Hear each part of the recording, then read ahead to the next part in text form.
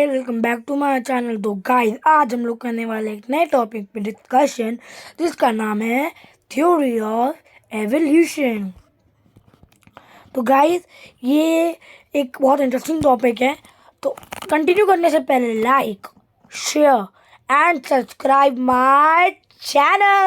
First of all ये Charles Darwin था कौन?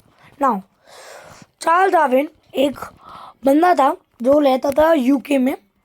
उसके पापा उसको डॉक्टर बनाना चाहते थे पर वो नहीं बनना चाहता। वो नेचुरलिज्म में बहुत अच्छा वो रखना इंटेलिजेंस रखता था।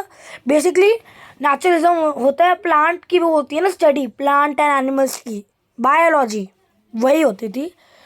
जिन्हें डिफरेंट वे नेचुरलिज्म की स्पीशीज़ के डिफरेंस के रिलेटेड। तो नाम अब वो कैम्ब्रिज गया, उसको बहुत नॉलेज मिली, उसने डिग्री ले ली। नाउ जब वो जा रहा था अपने घर, तभी ब्रिटिश जनरल ने उसको एक एक्सपीडिशन का ऑफ़र दिया, एक्सपीडिशन पे जाने के, ताकि वो उनके साथ जा सके अलग अलग डेस्टिनेशन पे और वो नॉलेज कलेक्ट कर सके। तो उसने हाँ करी और वो निकल पड़े अपने एक्सपीडिशन पे। सी वो निकले प्लामथ दिसंबर ऑन 1831। वो निकले मेड्रिन आइल्स, कैरेनी आइल्स, परिया and Saint Peter's and Saint Paul's isles, फिर सेंट हेलिना, और फिर वो निकले एब्रोन एपरगेला में। फिर सबसे इम्पोर्टेंट पार्ट जो वो ग्लैपगोस आइलैंड है। इस आइलैंड ने सबसे पहला आइडिया दिया चार्ल्स डार्विन को अबाउट एवोल्यूशन क्या था। बेसिकली उस टाइम लोगों को कुछ नहीं पता था एवोल्यूशन क्या होता है, और लोग बोलते थे कि हर चीज़ जैसे है अभी वो हमेशा वैसी रहेगी, और वैसी ही थी पास्ट में, और वो गॉड ने क्रिएट करी थी सेम, और अभी भी सेम है। पर जब उसने ग्लापेगोस आइलैंड में देखा कि सेम बर्ड स्पीशीज़ जो थी, जो मेनलैंड साउथ अमेरिका में रहती थी, वो अलग थी। कुछ के छोटी बीक्स थे जो प्लांट जो फ्रूट्स और वेजिटेबल्स को अच्छे से खा सकती थी, कुछ थी जो वर्म्स को ज़्यादा अच्छे से खा सकती थी।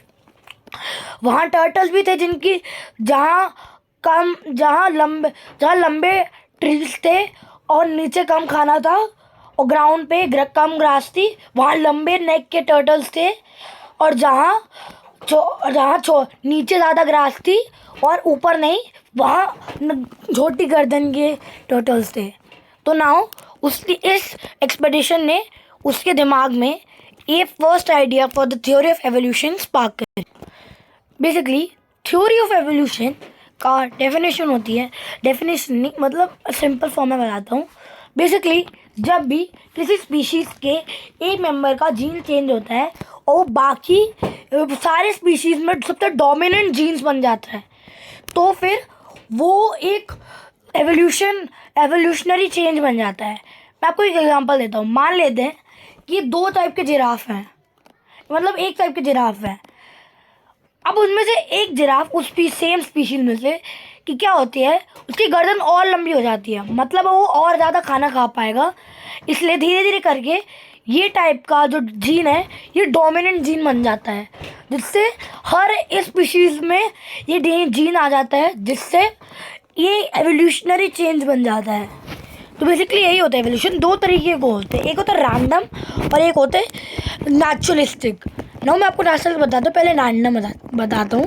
रैंडम बेसिकली जैसे रैंडम चेंज मतलब मान लो आप बहुत लंबे हो।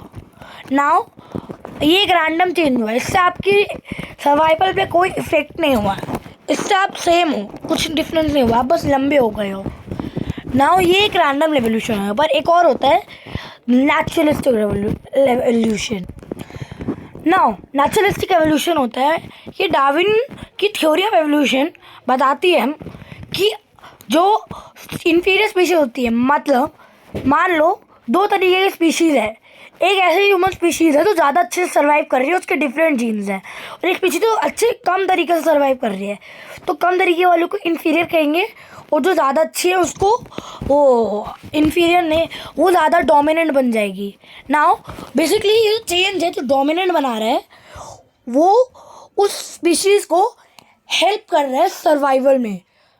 तो बेसिकली नाउ जो अच्छे वाले जीन्स के हैं जो ज़्यादा देर तक सर्वाइव कर पा रहे हैं, वो बेसिकली धीरे धीरे करके उनके बिकॉज वो ज़्यादा देर तक सर्वाइव कर पाएंगे, उनकी स्पीशीज़ ज़्यादा बढ़ जाएगी, जिससे वो डोमिनेंट बन जाएंगे उस जीन्स में, जिससे एक एवोल्यूशन हो जाएगा।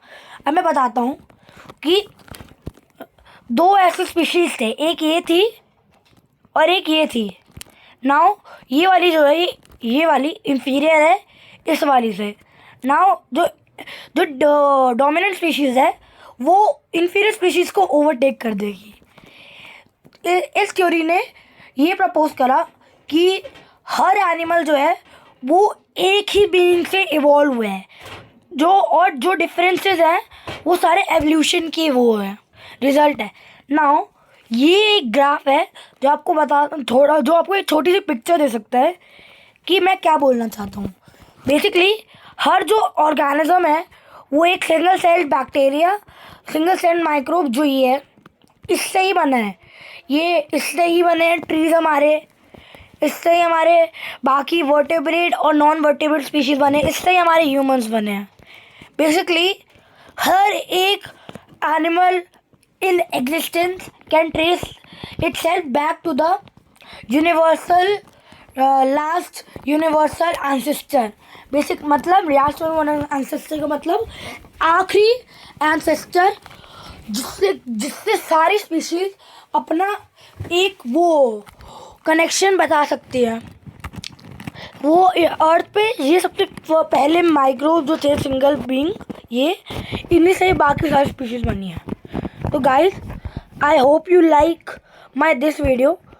तो आज के लिए इतना ही, तब तक के लिए bye bye. Like share and subscribe my channel.